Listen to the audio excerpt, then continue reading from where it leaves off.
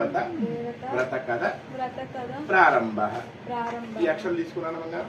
కాత్యాయని దేవత ప్రీత్యర్థం వ్రత కథ ప్రారంభ. పూర్వం నైమిసారణ్యంలో సౌనకాది మహామంత్రులు కలిసి సూత్రవారిని అడుగుతూ వచ్చారట. అంటే ఎన్ని సందేహాలున్నా కూడా మనసులో అనుమానాలు ఉంటాయట. ఆ అనుమానం తొలగించడానికే భగవంతుడు ఏం చేశాడు, కలియుగంలో నారద మహాముని లోక కళ్యాణం కోసం సృష్టించారట. ఆయన లోక కళ్యాణం కోసం కింద 7 లోకాలు పైన 7 లోకాలు ఉంటాయి. మానవులు అనేక రకాలుగా అనుమానాలతో తిరుగుతూ ఉంటారు. వాళ్ళకి ఏవైతే ధర్మ సందేహాలు ఉన్నాయో అవన్నీ మీరు తీర్చాలని చెప్పేసి నారద మహాముని చెప్పుకుంటూ వచ్చారట. సౌనకాది మహామునితో కలిసి అడుగుతూ వచ్చారట. అంటే మనకు చాగంటి కోటేశ్వరరావు ఎలా అయితే పురాణాలు ఇతిహాసాలు మనకు తెలియని విషయాలన్నీ చెప్తుంటారో అన్ని మనం తెలుసు అనుకుంటాం. తీరావిస్తే ఏమీ లేదంత శూన్యం. అంటే సముద్రం అంత తెలియని విషయాలు ఉంటాయట. తెలిసిన విషయాలట ఆవగింజ మనకి అన్ని తెలుసు అనుకుంటాం. అవి మామూలు కదా.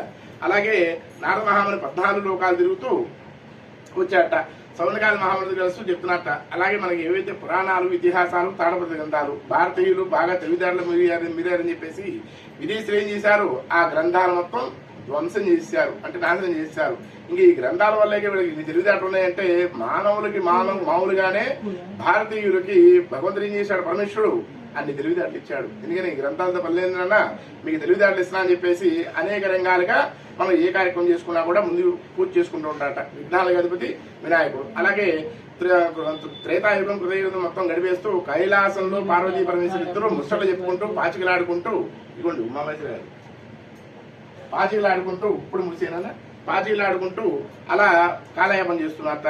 ఇప్పుడే వస్తా అని చెప్పేసి ఉమామేశ్వర గారు చెప్పారట. ఇంకా రాలేదట. ఏమన్నా ఉమామేశ్వర గారు శ్రీదేవి గారు ఎదురు చూస్తున్నారట. అలాగే పార్వతీ అమ్మవారు కూడా ఆ కైలాసవాసులైన పరమేశ్వరుడు కోసం అదేంటి ఇప్పుడు దాకా నాతో మాట్లాడుతున్నారు, అంతరార్థం అయిపోయారు, నేనేనా పొరపాటు మాట్లాడినందుకు ఆయన నిలిపారా, ఏమైనా అపవాదం చేసుకున్నారా అని చెప్పేసి అన్ని లోకాలు తిరుగుతూ ఎక్కడ కనిపించలేదట. నారద మహాముని కనిపించాడట. ఏమా నాయన మహాముని, మరి నా నాదుడు ఇలా కనిపించినట్టు కనిపించి మాట్లాడుతూ అంతరార్థం అయిపోయారు, ఎక్కడున్నారంటే నేను ఇప్పుడే వస్తా అని చెప్పేసి ఆయన వినిపించి చూశారట.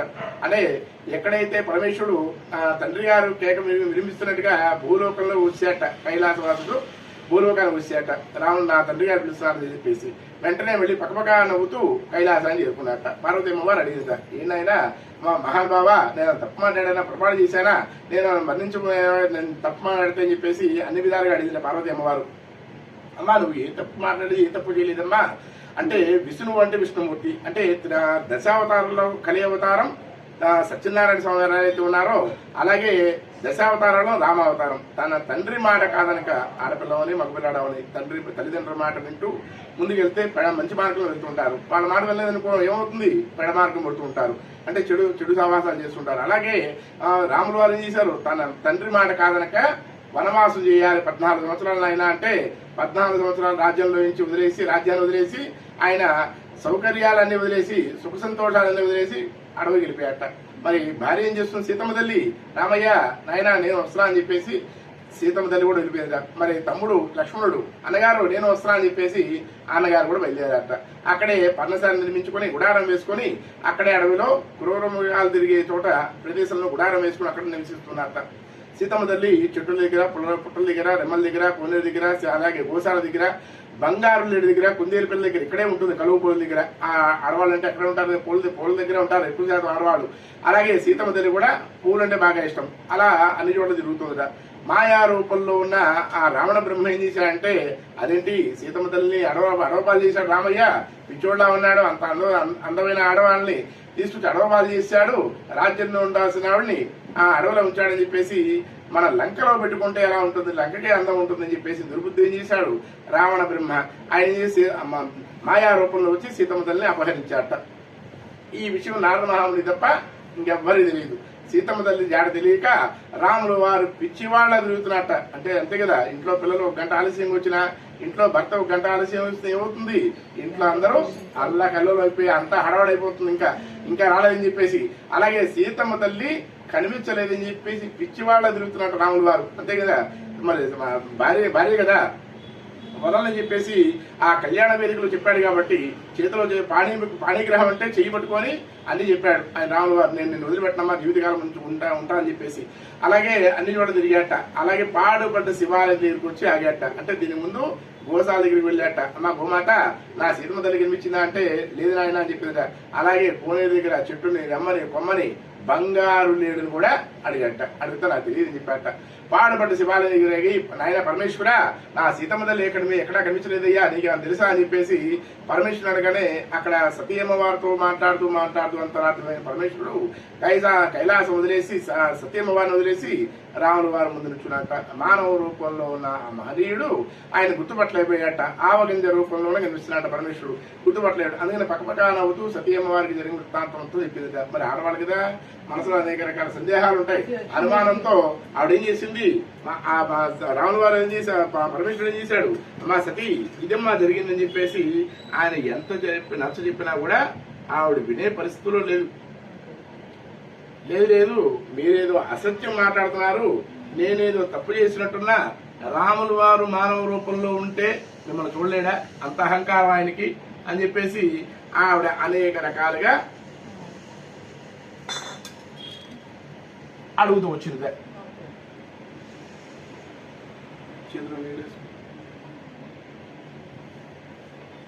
అనేక రకాలుగా ఆవిడ అనుమానంతో అడిగింది. సతీ పని చేయమ్మా, నువ్వు రాముల వారు అక్కడ పర్ణశాలను నిర్మించుకున్నారు, అడవిలో ఉంటున్నారు, సీతమ్మ తల్లి కనిపించలేని చెప్పేసి బాధలో ఉన్నాడు.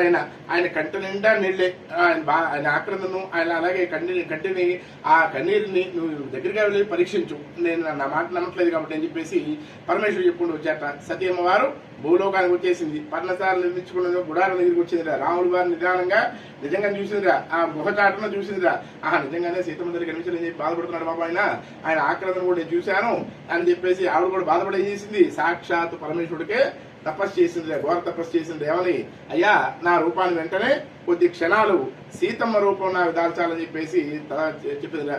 పరమేశ్వరుడు చేశాడు, కైలాసాన్ని వదిలేసి ఆ సతీ అమ్మవారు ఎలా అయితే పరీక్షిస్తుందో ఆ పరీక్షిస్తుందని చెప్పేసి సతీ అమ్మవారు ఎలా పరీక్షిస్తుందని చెప్పేసి పరమేశ్వరుడు చేశాడు. భూలోకానికి వచ్చేసి గుహ చాటును దాక్కున్నట్ట. వెంటనే నేను సీత రూపం దాల్చాలి అనగానే అభిముఖంగా సీతమ్మ తల్లి అలా వెళ్ళిపోతుందా. నా తల్లి దగ్గరికి నా తండ్రి దగ్గరికి వచ్చాను, నేను ఎంతో మహద్భాగ్యం అని చెప్పేసి పరమేశ్వరుడు ఏం చేశాడు, చాలా ఆనందపడిపోయాట. నా తల్లిదండ్రులను చూడటం జన్మదినం అయిపోయింది చెప్పేసి తండ్రి గురువు దైవం, తల్లిదండ్రుల తర్వాతే భగవంతుట. అలాగే నమస్కారం చేశాట. అభిముఖంగా చూడనట్టుగానే అలా వెళ్ళిపోయింది సీతమ్మ తల్లి రూపంలో ఉన్న ఆ సతీయమ్మ వారు రాముల వారు ముందు నుంచుందిరా. అమ్మ జగన్మాత, నా భార్య రూపంలో ఉన్నావు కానీ మాతృదేవతలా ఉన్నావు, నువ్వు నా భార్య కాదు. నా భార్య ఏ రూపంలో వచ్చినా కూడా నేను వెంటనే గుర్తుపట్టగలనా అని చెప్పేసి తక్కువ చెప్పిందిరా. ఆవిడ వెంటనే సతీయమ్మ వారి రూపం వచ్చిందిరా. నాయన రామయ్య, నేను పరీక్షించడానికి రాలేదు, నేను అవమానించడానికి రాలేదు. నీ భార్య లేదు కాబట్టి నీ భార్య రూపంలో కాసేపు నిన్ను అనుమతి చేయడానికి వచ్చాను తప్ప నిన్ను అనుమానించడానికి రాలేదని చెప్పేసి చెప్పుకుంటూ వచ్చాట. నీ భార్య ఎక్కడున్నా కూడా మంచి పతివ్రతగా మంచి సాత్వికరాలుగా ఉంటుందని చెప్పేసి తదాస్తు దేవుళ్ళు ఇచ్చి వెళ్ళిపోయాట. అలాగే పరమేశ్వరుడు చేశాడు, సతీ అమ్మవారి కన్నా ముందుగానే కైలాసాన్ని చేరుకుని తన పీఠ మీద కూర్చున్నట్ట. ఏమీ తెలియని వారమనే మౌనంగా కూర్చున్నట్ట. కూర్చొని సతీ అమ్మవారు రాగానే, ఏమ్మా సతీ మరి వెళ్ళావా, రాముడు వారిని పరీక్షించావా అనగానే ఎలా పరీక్షించా అని చెప్పింది. మీరు ఎలా పరీక్షించావంటే, మీరు ఎటులే పరీక్షించారో నేను అటులే పరీక్షించాలని చెప్పేసి తక్కువ సమాధానం చెప్పిందిరా. నువ్వు దాల్చిన రూపం ఎవరు తెలుసా, నా తల్లి రూపం. రాముడు వారు ఎవరు, నా తండ్రి, నేను ఆయనకి తండ్రిని. మా ఎదుగున ఎటువంటి ఆక్షేపణలు కానీ అనుమానాలు కానీ ఏ మనస్పర్ధలు కానీ ఏమి ఉండవు. అలాగే నన్ను కూడా అన్నగారు అని పిలుస్తుంటారు, నా తండ్రి కాబట్టి ఆయన. నేను కూడా అన్నగారు అని పిలుస్తుంటాను. విష్ణువు అంటే విష్ణుమూర్తి. ఈయన రామావతారం ఎత్తారు. కలియుగంలో రామావతారం, దశావతారంలో రామావతారం ఎత్తారు. అందుకే అని చెప్పేసి చెప్పుకుంటూ వచ్చాట. నా తల్లివి కాబట్టి నేను నిన్ను తల్లిగానే చూస్తా, నేను భారీగా నేను స్వీకరించను, ఎందుకని సీతమ్మ తల్లి రూపం దాల్చావు కాబట్టి అని చెప్పేసి ఆయన ఆవిడ శపించేసి ఆయన వెళ్ళిపోయాట. హిమాలయాల శిఖరాలు చేరుకున్నట్ట. అలాగే ఆవిడ బాధలో ఉండి నారద మహాముని అడిగిట, నారద మహాముని, నేను తప్పుదేం చేశాను, ఈ కళంకితమైన దేహాన్ని నన్ను ఆయన భార్యగా స్వీకరించనన్నాడు, తల్లిగా చూస్తున్నాడు ఆ మహనీయుడు అని చెప్పేసి ఇప్పుడు ఏం చేయాలో అర్థం కావట్లేదంటే లోక కళ్యాణం కోసం నారద మహాముని చేశాడు. ఓ పని చేయమ్మా, దక్షయజ్ఞం మొదలు పెట్టమని చెప్పేసి మీ నాన్నగారి కళ్ళలో వచ్చినట్టుగా మాయా రూపంలో మాట వేయమని చెప్పేసి చెప్పుకుంటూ వచ్చాట. ఆవిడ అలాగే కళ్ళలో కనిపించి తండ్రి గారు మీరు దక్షయజ్ఞం మొదలు పెట్టండి లోక కళ్యాణం కోసం అని చెప్పేసి ఆవిడ చెవులు వేసింది. ఒక తెల్లవారుజామున శుభముహూర్తం చూసుకుని తిథి వార నక్షత్రాలు చూసుకుని మొత్తం 50 మంది దేశాల్లో ఉన్న అన్ని దేశాల్లో ఉన్న రాజులకి తెలియపరిచేట. అయ్యా దక్షయజ్ఞం మొదలు పెడుతున్నాం, అందరూ రండి అని చెప్పేసి సకల దేవతలందరూ వచ్చేసేట. దక్ష ప్రజాపతి దక్షయజ్ఞం మొదలుపెట్టారట.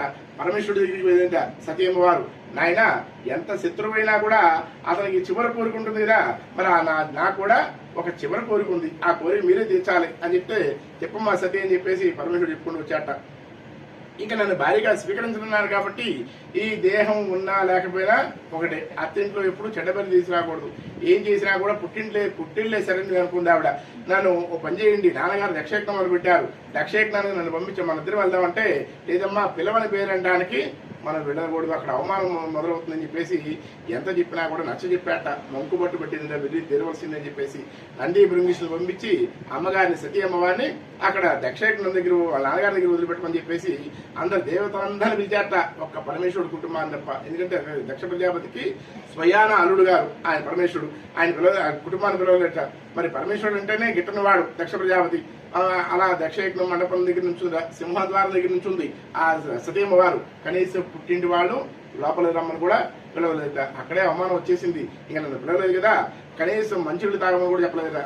భగభగా మండుతున్న అగ్నిహోత్రం దగ్గరికి వెళ్ళి, ఓ అగ్నిదేవా, ఈ కళంకితమైన దేహాన్ని నేను అసత్యం చెప్పినందుకు, రాముడు వారి మీద నింద వేసినందుకు నన్ను నా మహనీయుడు పరమేశ్వరుడు నన్ను తల్లిగాను చూస్తానాడు, భార్యగా స్వీకరించన్నాడు అని చెప్పేసి శపించారు ఆయన అని చెప్పేసి చెప్పుకుంటూ వచ్చాట. ఇంకా ఈ దేహం ఉన్నా లేకపోయినా ఒకటే, మళ్ళీ నన్ను జన్మనిచ్చి మళ్ళీ ఇంకో తల్లి గర్భంలో మళ్ళీ జన్మించి మళ్ళీ పరమేశ్వరుని వివాహం చేస్తున్నట్టుగా ఆశీస్సులు అని చెప్పితే వెంటనే అగ్నిహోత్రుడు ప్రత్యక్షమయ్యాట. అమ్మా తదాస్తుది వెళ్ళించాట. భగభగా మండుతున్న అగ్నిగుండంలోకి ఒక్కసారి దుమికిదట, లోపల దుమికేసిందట. ఆ ఆహాకారాలు చేసుకుంటూ వచ్చాట నంది బృంగీశ్వరుడు. ఒక్క క్షణంలో హిమాలయ శిఖరాలు చేరుకున్నట్ట. జరిగిన వృత్తాంతం మొత్తం పరమేశ్వరుడు చెప్పాట. అప్పుడు త్రినేత్రం తెచ్చాడు ఆయన, మూడో నేత్రం. ఎక్కడ చూసినా కూడా అన్ని భస్మం అయిపోతున్నాయి, అన్ని చెట్లు పుట్టలు రెమ్మలు అన్ని ఇళ్ళు కూడా భస్మం అయిపోతున్నాడు. ఎక్కడ కనిపించిన దగ్గరికి వస్తే చాలు అందరూ భస్మం గుడిది అయిపోతున్నట్ట. ఆ నేత్రంలో నుంచి లలాటం అంటే నేత్రం, ఆ లలాటం నుంచి ఒక చెమట బిందువు రూపంలో శరీరంలోంచి పరమేశ్వరుడు యొక్క శరీరంలోంచి ఒక నేల మీద పడింది ఒక చుక్క నీటి బిందువు. ఆ శివలీలలు కాబట్టి 4 భుజాలు కలిగిన ఒక ఎర్ర పిల్లాడు పుట్టాట.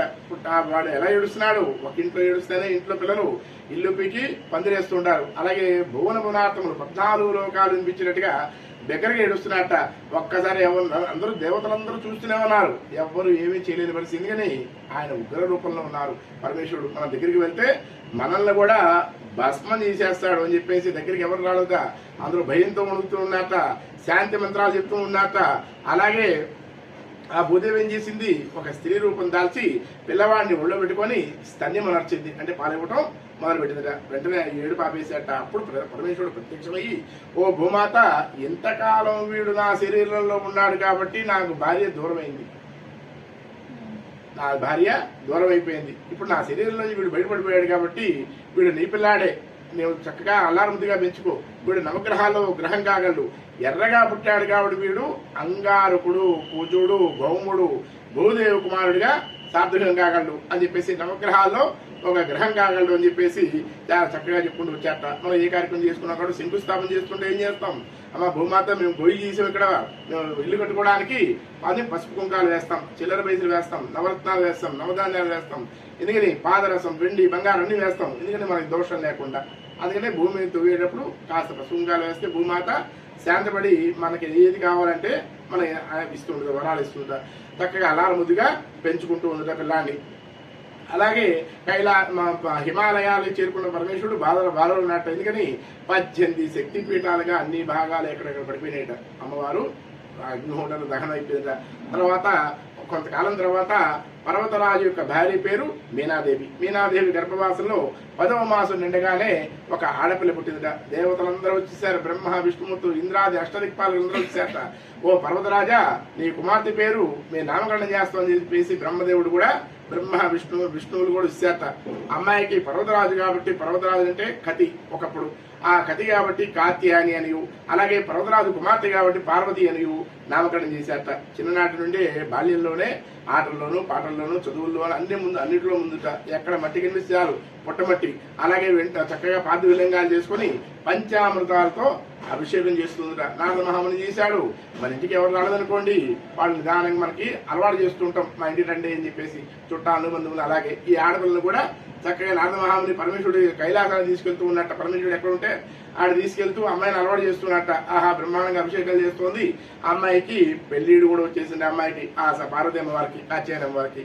కొంతకాలం తర్వాత ఘోర తపస్సు చేసింది. ఎక్కడ? అడవిలో క్రూర మృగాలు తిరిగే చోట. ఎన్ని జరిగినా కూడా ఏం భయపడకుండా పరమేశ్వరుడు కోసం ధ్యానం చేస్తుంటే ప్రత్యక్షమయ్యాట పరమేశ్వరుడు. ఏమా ఇంత ఘోర తపస్సు చేస్తాను ఏంటమ్మా అంటే, నీ కోరిక నేను చెప్పమ్మా, నేను వరాలు ఇస్తాను చెప్తే వెంటనే చెప్పుకుంటూ వచ్చిందా, అయ్యా మిమ్మల్ని వివాహం చేసుకోవడానికి నేను మళ్ళీ జన్మించాను కాబట్టి మేము వివాహం చేసుకోవడానికి ఘోర తపస్సు చేశాను చెప్తే తదాస్తు దీవెని ఇచ్చాడు. ఎందుకంటే బోలాశంకరుడు కదా, వెంటనే దీవెని ఇచ్చేస్తాడు. శత్రువుకైనా ముందు దీవెనలు ఇచ్చేసి తర్వాత శిక్ష వేస్తాడట పరమేశ్వరుడు. ముందుగా ఆశీస్సులు ఇచ్చేస్తాడు. అలాగే నారద మహాముని చేశాడు పర్వతరాజు దగ్గరికి వెళ్ళి, నాయన పర్వతరాజా నీ కుమార్తె ఎందుకు పుట్టలేదు? లోక కళ్యాణం కోసం పుట్టింది, ఆ పరమేశ్వరుడికి ఇచ్చి చేద్దాం, అందుకే పుట్టింది అమ్మాయి అని చెప్పేసి దేవత సకల దేవతలందరూ ఇంద్రాది అష్టదిక్పాలను వచ్చాట. ఇంద్రుడు ఏం చేశాడు? మన్మధుని పిలిపించి, నాయన ఆయన శ్మశానంలో తిరుగుతున్నాడు పరమేశ్వరుడు, మరి కాత్యాయని అమ్మవారిని వివాహం చేసుకుంటే లోక కళ్యాణం అవుతుంది, శివపార్వతి కళ్యాణం అవుతుంది అని చెప్పేసి, అందుకే ఆ కాత్యాయని అమ్మవారు పుట్టింది అని చెప్పేసి చెప్పుకుంటూ వచ్చాట. మన్మధుడు ఏం చేశాడు? మన్మధ బాణం వేసాట పరమేశ్వరుడి మీద. ఆ శ్మశానాన్ని విడిచేసి పార్వతి వెనకాల తిరగటం మొదలుపెట్టాట ఆయన మహాదేవుడు. కొంతకాలం తర్వాత కైలాసంలోనే ఆకాశం అంత పందిరి వేసి శివపార్వతి కళ్యాణం వైభవపేతంగా ఇంద్రాదష్ట దిక్పాలకులు, విష్ణుమూర్తి, అలాగే బ్రహ్మదేవుడు, అలాగే కొన్ని కోట్ల మంది దేవతలందరూ వచ్చి వైభవపేతంగా శివపార్వతి కళ్యాణం చేశారట. అలాగే సత్యమ్మవారు అలా వెళ్తూ వెళ్తూ కైలాస మార్గంలో వెళ్తూ ఆ పరమేశ్వరుడు, అయ్యా నాకు ధర్మసత్యం కలిగింది, మీరు తీర్చవలంటే చెప్పమ్మా పార్వతి అని చెప్తే, మరి గత జన్మలో నేను నీకు భారీగా నేను దూరం అయ్యి నా శరీరాన్ని కూడా నాకు ఆహుతి ఇచ్చాను, అలాగే మళ్ళీ నేను జన్మించి మళ్ళీ మిమ్మల్ని వివాహం చేసుకున్నాను.